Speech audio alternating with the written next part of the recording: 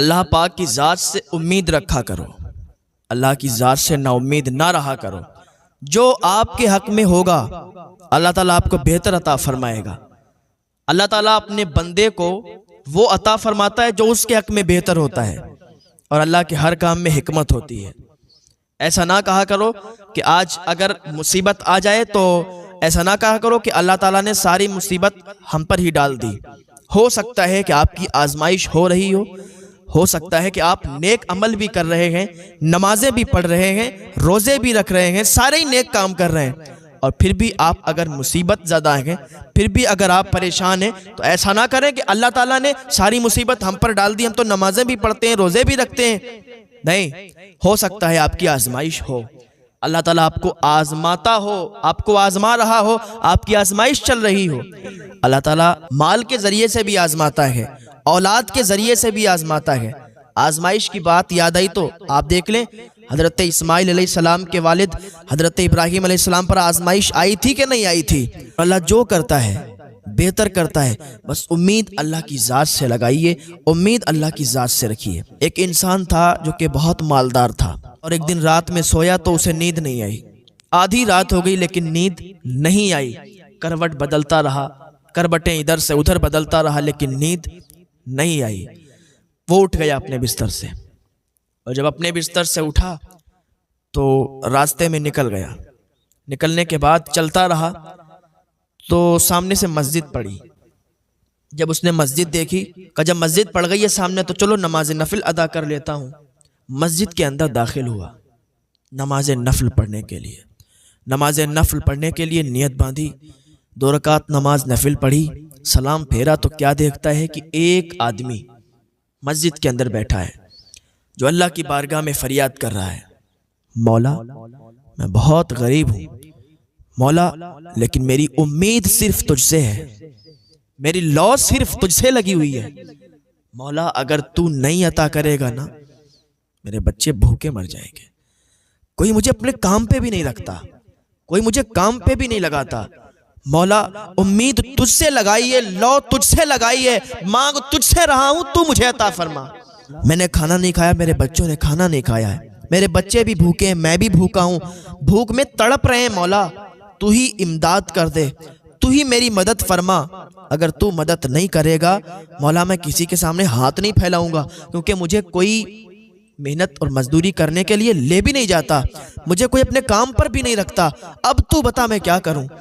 رات کے سناٹے میں اللہ کی بارگاہ میں فریاد کر رہا تھا۔ آج ہمارے دل بھی تو ویسے ہوں، ہماری زبانیں بھی تو ویسی ہوں کہ ہم اللہ کی بارگاہ میں دعا کریں اور ہماری دعا فوراً قبول ہو جائے۔ ہماری زبان ویسی نہیں ہے، ہمارے دل صاف نہیں ہے، دل پاک نہیں ہے، دل میں بڑا برائی ہے، بڑا بغض ہے ایک دوسرے کے لیے، بڑا حسد بھرا ہوا ہے، تو پھر ہماری دعائیں کیسے قبول ہوں گی؟ اس انسان نے کہا بھائی مجھے بتاؤ تو صحیح کیا بات ہے؟ تو وہ بولا میں اپنے رب سے فریاد کر تو رہا ہوں کہ میں بھوکا ہوں اور میں نے کھانا نہیں کھایا، میرے بچوں نے کھانا نہیں کھایا۔ اب یہ انسان جس کو نیند نہیں آ رہی تھی نا، اس کو پتا چل گیا کہ مجھے نیند کیوں نہیں آ رہی تھی۔ اس نے اپنی جیب سے کچھ پیسے نکالے اور اس انسان کو دیے، تو اس نے منع کر دیے کہ نہیں میں یہ پیسے نہیں لے سکتا۔ تو جس کو نیند نہیں آ رہی تھی اس انسان نے کہا اے میرے بھائی کیا تمہیں پتا نہیں ہے کہ آج میں یہاں کوئی اجنبی نہیں ہوں، میں کوئی مسافر نہیں ہوں،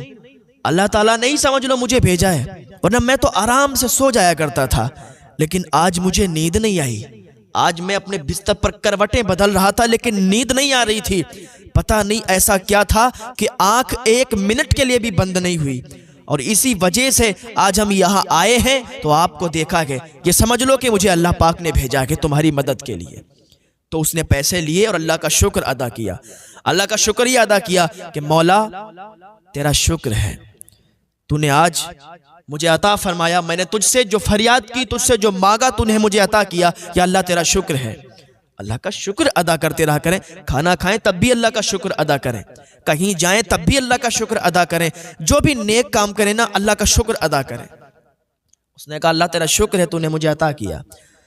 اس نے اپنی جیب سے ایک کارڈ نکالا، جس کو نیند نہیں آ رہی تھی، اس نے اپنی جیب سے ایک کارڈ نکالا، وزٹنگ کارڈ اس کو دیا، کہا یہ میرا کارڈ ہے، جب بھی آپ کو کوئی ضرورت ہو تو آپ میرے آفس آ جانا، آپ کی ضرورت میں انشاءاللہ پوری کر دوں گا۔ اس نے کہا یار پاگل ہو گیا ہے، اگر تیرے پاس مجھے آنا ہوتا تو میں اس کے پاس کیوں آتا؟ میں اگر مجھے کچھ ضرورت ہوتی ہے نا تو میں اپنے رب سے فریاد کرتا ہوں، اپنے رب کی بارگاہ میں آتا ہوں، اپنے رب سے مانگتا ہوں، مجھے میرا رب عطا فرماتا ہے۔ میرا مولا مجھ سے روٹھ جائے گا کہ دینے والا میں ہوں، میں دیتا ہوں، اور اس نے اس کا وزٹنگ کارڈ لے لیا، اس کا کارڈ لے لیا، اور اپنی فریاد اب اس کے پاس لے جاتا ہے۔ پہلی بات تو میں محنت اور مزدوری کر کے کماتا ہوں اور کھاتا ہوں، جب مجھے کوئی نہیں لے جاتا کام پر، اور میرے بچے جب بھوک کے حال میں بلکتے ہیں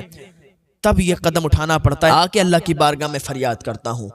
ورنہ میں بہت خوش ہوں، میرا اللہ مجھے بہت عطا فرماتا ہے۔ میں جو محنت کرتا ہوں، میں جو مزدوری کرتا ہوں، اس کے ذریعے سے مجھے بہت مل جاتا ہے، اپنا گھر چلا لیتا ہوں۔ جس کو نیند نہیں آ رہی تھی اس بندے کو اس دن معلوم چل گیا کہ اللہ جو کرتا ہے بہتر کرتا ہے، مجھے نیند نہیں آئی اسی لیے کیونکہ اللہ تعالیٰ مجھ سے مدد کروانا چاہ رہا تھا کہ جا فلاں مسجد میں اور فلاں انسان کی مدد کر۔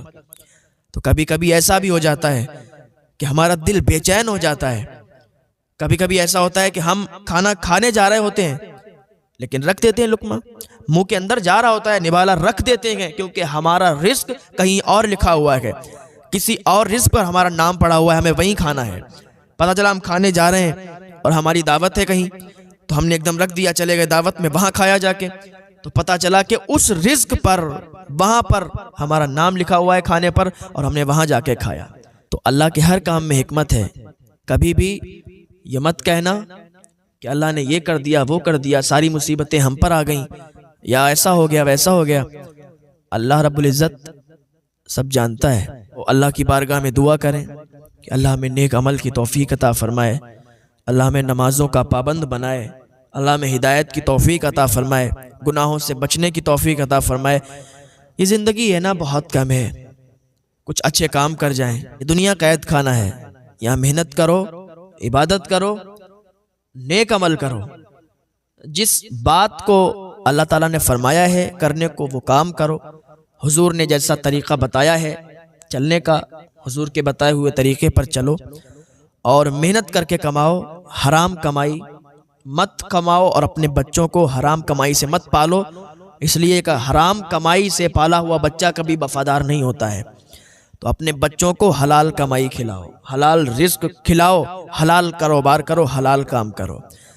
مٹا دو اپنی ہستی کو اگر کچھ مرتبہ چاہو، یہ دانہ خاک میں مل کر گلے گلزار ہوتا ہے۔ اللہ پاک کی بارگاہ میں دعا ہے اللہ نیک عمل کی توفیق عطا فرمائے۔